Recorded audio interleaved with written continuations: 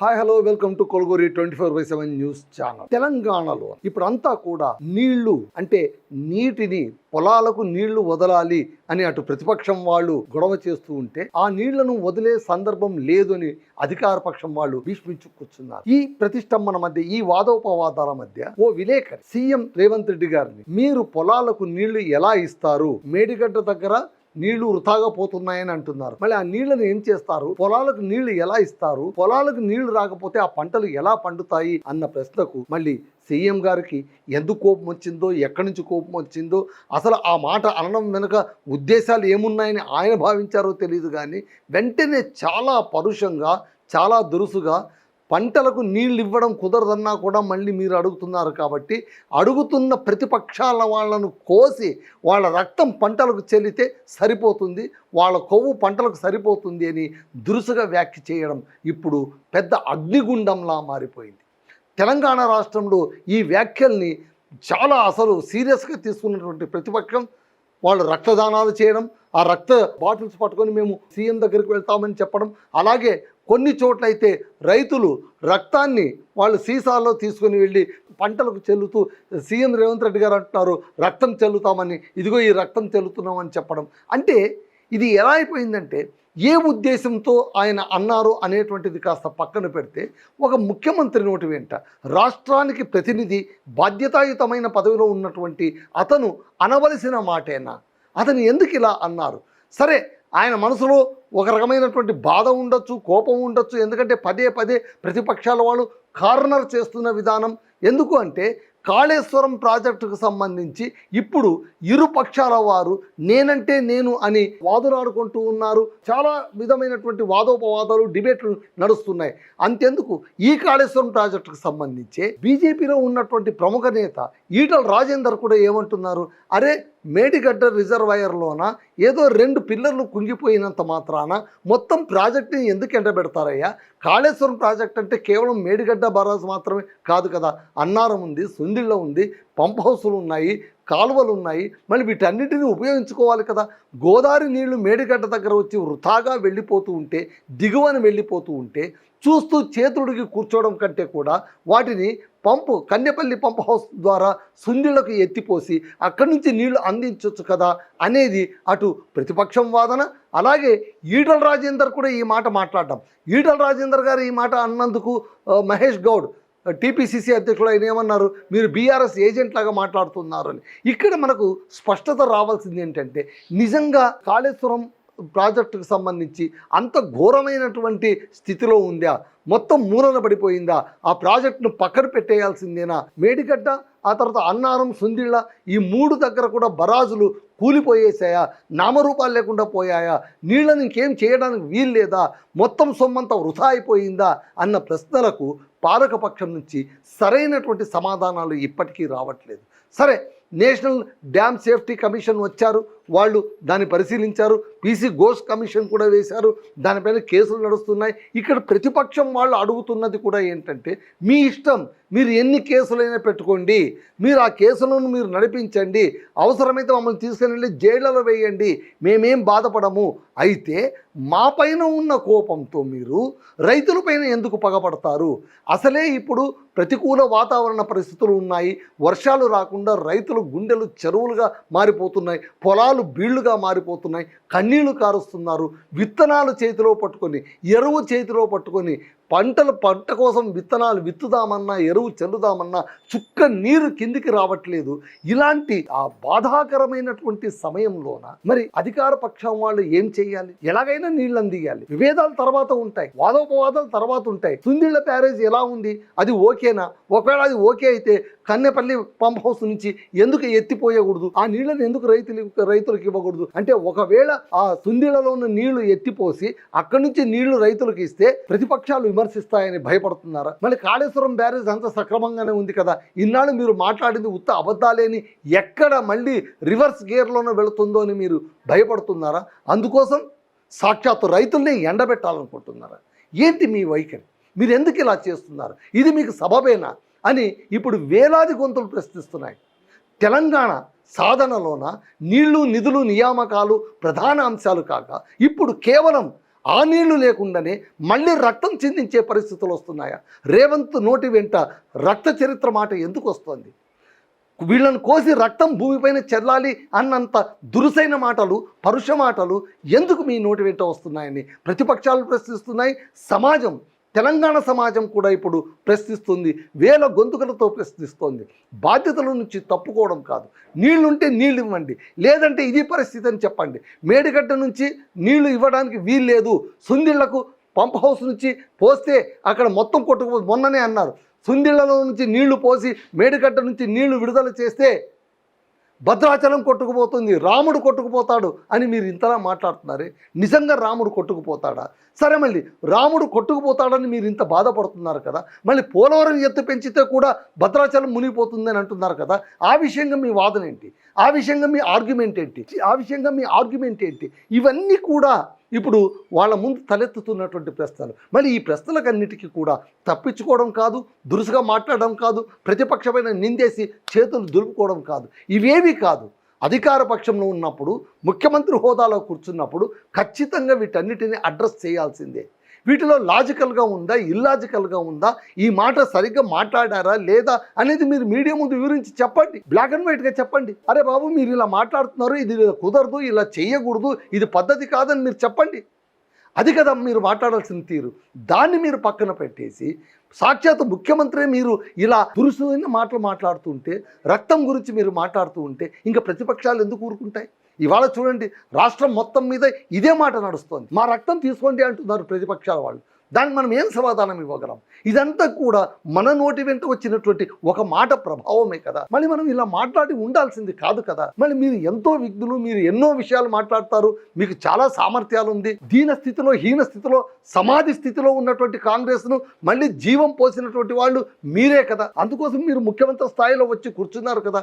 మళ్ళీ అలాంటప్పుడు అంటే దాదాపు అయిపోయింది, ఖేల్ ఖతమైపోయిందన్న కాంగ్రెస్కే జీవం పోసిన మీరు పంటలకు జీవం పోయలేరా? పంటలకు నీళ్లు అందియలేరా? ఇది మీ చేతనయ్యే పనే కదా. కళ్ళెదురు ఇప్పుడు ఎలా ఉంటుందంటే రైతుల పరిస్థితి కూడా మీరు జాగ్రత్తగా గమనించండి. ఒకవైపు వర్షాలు లేవు, వర్షాలు వచ్చినప్పుడు మీరు ఎన్ని మాటలు మాట్లాడినా రైతులు పెద్దగా పట్టించుకోరు. అసలు ఈ విషయాలు వినేటువంటి వాళ్ళకు తీరిక ఉండదు, ఓపిక ఉండదు. ఎందుకంటే వాళ్ళ శక్తియుక్తులు మొత్తం కూడా వాళ్ళు పొలంలో ధారపోయాలి, పంట పనుల్లో వాళ్ళు బిజీగా ఉండిపోవాలి. అలాంటిది ఈసారి ఎల్నినో అటువంటి మహమ్మారి రావడం వల్ల, ప్రతికూల పరిస్థితుల వల్ల చుక్క నీరు కూడా కనిపించేటటువంటి దుస్థితికి మనం చేరుకుంటున్నాం. జూలై మాసం ముగిసిపోతూ వస్తున్నా కూడా వర్షం లేదు. మృగశిర వెళ్ళిపోయింది, ఆరుద్ర వెళ్ళిపోయింది, ఇప్పుడు పునర్వసు వచ్చింది, కార్తీలు వెళ్ళిపోతున్నాయి, కానీ వానలు రావట్లేదు. ఇంతటి దిగాలైనటువంటి పరిస్థితిలోన కుదేలైపోతుంటే దేశం మొత్తం కుదేలైపోతుంది. దేశానికి మొత్తం కూడా ఇది రెడ్ అలర్ట్ అనేటువంటి సందర్భంలో ఉంది. అలాంటప్పుడు దొరికిన కాసిన్ని నీళ్లు పంటలకు మళ్లించడంలో, అడగడంలో తప్పేముంది? అలా డిమాండ్ చేయడంలో తప్పేముంది? అందులో సాధ్యాసాధ్యాల గురించి మీరు మాట్లాడండి, అది వేరేది. You can debate on that. లేదయ్యా, ఆ నీళ్ళు ఇలా ఇవ్వడం కుదరదు, ఇలా కాదు ఇవ్వడం, అలా ఇవ్వడం ఎలా కుదురుతుందని మీరు చెప్పండి. కానీ చూసేవాడికి ఏమనిపిస్తుంది? ఒకవైపు ఏమో పంటలు ఎండిపోతున్నాయి, రైతులేమో గుండెలు బాదుకుంటున్నారు, పొలాలన్నీ బీళ్లుగా మారిపోతున్నాయి. మరోపక్క గోదావరి నీళ్లు వృతాగా దిగువన వెళ్ళిపోతున్నాయి. మళ్ళీ గోదావరి నీళ్లు దిగువన వెళ్ళిపోతుంటే వాళ్ళేమో అక్కడ లిఫ్ట్లు ఆన్ చేసేసుకొని ఆంధ్రప్రదేశ్లో నీళ్లు మళ్లించేసుకుంటూ ఉంటే మళ్ళీ ఉన్న ప్రాజెక్ట్ని మనం సరిగ్గా వినియోగించుకోలేకపోతున్నామా?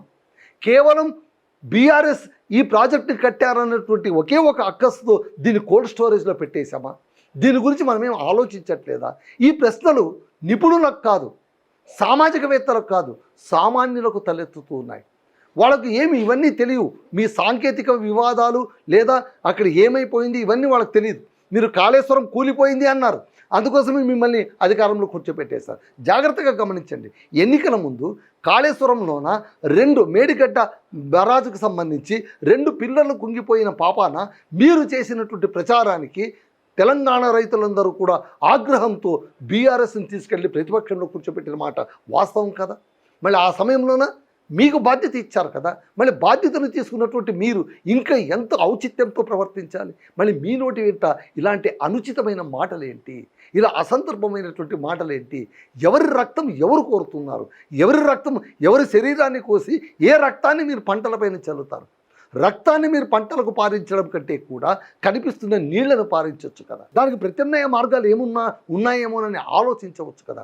ఆ దిశగా మీరు ఎందుకు ఆలోచించట్లేదని ఇవాళ తెలంగాణ సమాజం ఖిన్నవదనంతో మిమ్మల్ని అడుగుతోంది, మిమ్మల్ని ప్రార్థిస్తోంది.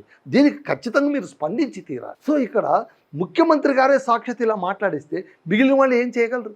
యథా రాజా తథా ప్రజ. ఇంకా మిగిలిన వాళ్ళు రెచ్చిపోతున్నారు.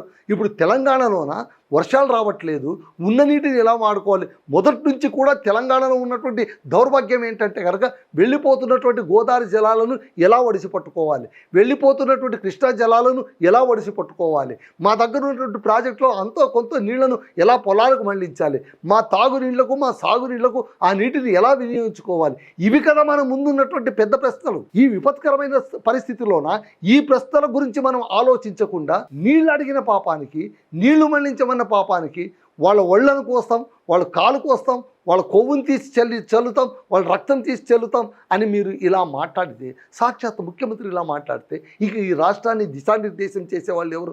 దిక్కు లేకుండా పోతుంది తెలంగాణ అనేటువంటి ఒక న్యూనతాభావం ఇప్పుడు ప్రజల్లో ఉన్న గూడు కట్టుకునేటువంటి ప్రమాద స్థితికి మనం చేరుకుంటున్నామా?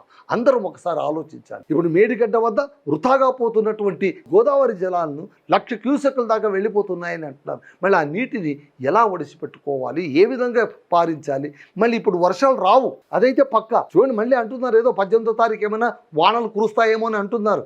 వానలు కురవాలి, వానదేవుడాన్ని మనం ప్రార్థించాలి, మనం యజ్ఞాలు చేయాలి, హోమాలు చేయాలి, ఇవన్నీ వేరే మాట. కానీ ఈ యజ్ఞయాగాదుల కంటే కూడా కళ్ళెదురు కనిపిస్తున్న నీటిని కాస్త పారించి చేతికందే నీరు చేనుకందని తీరులా మారిపోయే ఈ దుస్థితి నుంచి మనం తప్పించడం ఎలా అనేది కదా ఆలోచించాల్సింది.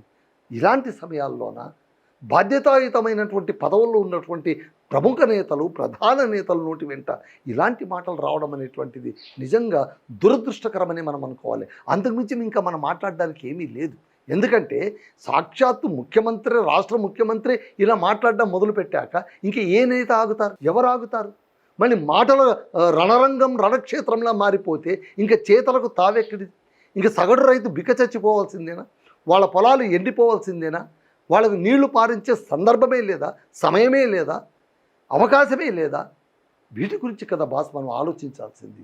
సో మనం ఈ మాటల దారుణమైనటువంటి మాటల గారడీని, మాటల యుద్ధాన్ని కాస్త పక్కన పెట్టేసి రైతు పరిస్థితి ఏంటి, పొలం పరిస్థితి ఏంటి, పంటల పరిస్థితి ఏంటి, అక్కడ నీళ్లు పారించాలంటే ఏం చేయాలి? ఇంకొక మాట అన్నారు, ఎప్పటి నుంచో మేము చెప్తూ ఉన్నాం వరి పంట వేయొద్దండి అని. వీళ్ళు అసలు వినట్లేదు వీళ్ళు అని మీరు ఇవాళ ఇంత ఆగ్రహం వ్యక్తం చేస్తారే. మళ్ళీ ఆనాడు కేసీఆర్ ముఖ్యమంత్రిగా ఉన్నప్పుడు వరి వేస్తే ఉరే అని ఆ మాట అన్నందుకు దాన్ని పట్టుకొని ప్రతిపక్షంగా మనం ఎంత గోల చేశామో మనకు తెలుసు కదా. రాద్యాంతం చేశాం కదా, నానా యాగి చేశాం కదా. అప్పట్లో ఆయన అనేది కూడా ఇందుకోసమే అని ఇప్పుడు మీరు అర్థం చేసుకోవాలి కదా. పంటలకు నీళ్ళే అందనప్పుడు, పొలాలకు నీళ్ళే అందనప్పుడు ఆరుతడి పంటలే మేలు కానీ వరి వేసుకోవడం కుదరదు. ఇప్పటికీ కూడా మీరు పొలాల్లో వెళ్ళి చూస్తే దారుణమైన దృశ్యాలు కనిపిస్తున్నాయి. నారు పోసిన వాళ్ళు బకెట్ల నీళ్లతోనే చల్లుకుంటున్నారు, ట్రాక్టర్ నీళ్లు చల్లుతూ ఉన్నారు, బిందె నీళ్లు తెచ్చి చల్లుతూ ఉన్నారు. ఇలా చల్లితే వరి పంట పండుతుందా? వాళ్ళ పిచ్చి ఆశ రైతుకు ఎలాగైనా పంటను బతికించుకోవాలని. పాపం వాళ్ళు తమ శాయశక్తిలో ప్రయత్నిస్తున్నారు, ఎక్కడెక్కడ నీళ్లను తెచ్చుకొని పంటలకు పోసుకుంటూ ఉన్నారు. మళ్ళీ ఆ మాత్రం నీళ్లకు, ఆ మాత్రం తడికే వరి లేచి నిలబడుతుందా? బతికి బట్ట కడుతుందా? వరి పంట మన చేతికి అందుతుందా? ఇవన్నీ కూడా ప్రశ్నార్థకాలే కదా. వీటి గురించి కదా మనం ఆలోచించాల్సింది. కాబట్టి ఇక్కడ ముఖ్యంగా ఈ సమయంలో, ఈ విపత్కరమైనటువంటి సమయం, నిజంగా చెప్తున్నాను చూడండి, ఒక్క తెలంగాణే కాదు మొత్తం భారతదేశంలోనే చాలా దారుణమైనటువంటి కరువును మనం ఎదుర్కోబోతున్నాము. వర్షాలు రావట్లేదు. మీరు గమనించండి, జూలై 15 వచ్చేస్తుంది, సగం అయిపోయింది జూలై మొత్తం కూడా, జూన్ దాటిపోయింది, వర్షాలు లేవు. అడపాదడప ఏవో 4 చినుకులు పడ్డాయి, వాటికే మనం మురిసిపోయాం. కానీ ఇప్పుడు ఏం రావట్లేదు. ముంబైలోనేమో విపరీతమైనటువంటి వర్షాలు పడ్డాయి. సరే, అక్కడ ఫ్లడ్ వచ్చేసింది కాబట్టి ఆలమట్టి డ్యామ్ నిండింది. మళ్ళీ వాళ్ళు ఏమైనా కిందకు వదిలితే, వాళ్ళు ఏమైనా దయతలిచి నీళ్లు కిందకు వదిలితే అప్పుడు మనకు కృష్ణాలోన కాసింత గలగలలు వినిపిస్తున్నాయి. గలగలా గోదావరి పరుగులిడుతుంటేను బిరబిరా కృష్ణమ్మ పరుగులిడుతుంటేనే అన్నారు. కృష్ణమ్మలో బిరబిర లేదు, గోదారమ్మలో గలగల లేదు.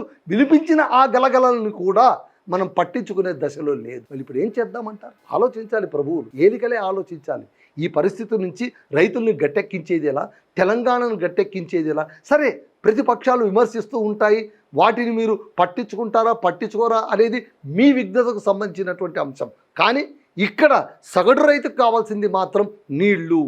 ఇప్పుడు వాళ్ళకి కావాల్సింది నీళ్ళే, ఇంకేం కాదు. వాళ్ళ కన్నీళ్ళు ఆగాలంటే మనం నీళ్లు ఇవ్వాలి. ఆ నీళ్లు ఎక్కడి నుంచి ఇవ్వాలి, ఎలా ఇవ్వాలి అనేది మీరు ఆలోచించండి. గోదావరి నీళ్లు వృథాగా 1,00,000 క్యూసెక్లు పోతున్నాయని ప్రతిపక్షం చేస్తున్నటువంటి విమర్శలను పట్టించుకోండి. ఆ నీళ్లు ఎలా వృథా పోతున్నాయో చూడండి. వాటికి ఏమాత్రం అవకాశం ఉన్నా కూడా వాటిని ఉపయోగించుకుందాం. అంతే తప్ప సుందిళ్ళకి ఎత్తిపోస్తే ఇబ్బంది అవుతుందన్న మీరే మళ్ళీ తమ్మడిహట్టి నుంచి మనం లిఫ్ట్తో ఎత్తిపోస్తాం సుందిళ్ళకు అని అంటున్నారు. జర్నలిస్ట్ అదే ప్రశ్న వేశారు, అయ్యా బాబు మీరు అన్నారం, సుందిళ్ళ, మేడిగడ్డ ఇవన్నీ కూడా దెబ్బతిన్నాయని మీరే అన్నారు, మళ్ళీ ఇప్పుడు సుందిళ్ళకి ఎత్తిపోస్తానంటున్నారు. సుందిళ్ళకు మీరు తమ్మిడిహట్టి నుంచి మీరు ఎత్తిపోసే ప్రక్రియ నిజమని అనుకుంటున్నప్పుడు మరి ఎందుకు మేడిగడ్డ నుంచి ఎత్తిపోయకూడదు, మరి ఎందుకు కన్నెపల్లి పంప్ హౌస్ నుంచి ఎత్తిపోయకూడదు? ఎత్తిపోయవచ్చు కదా అన్న ప్రశ్నకు సమాధానం లేదు. సో ఇవన్నీ కూడా అడ్రస్ చేయాలి. మనం తప్పించుకోలేము. మనం బాధ్యతాయుతమైన పదవిలో ఉన్నప్పుడు, ప్రజలు మనకు అధికారం ఇచ్చినప్పుడు మనం ఖచ్చితంగా సమాధానం ఇచ్చి తీరాలి. మన భుజాల నుంచి ఈ బాధ్యతను కిందకు మనం విదుల్చుకోలేము. అది మాత్రం మనం గుర్తుపెట్టుకోవాలి. అదండి సమాచారం. That's all.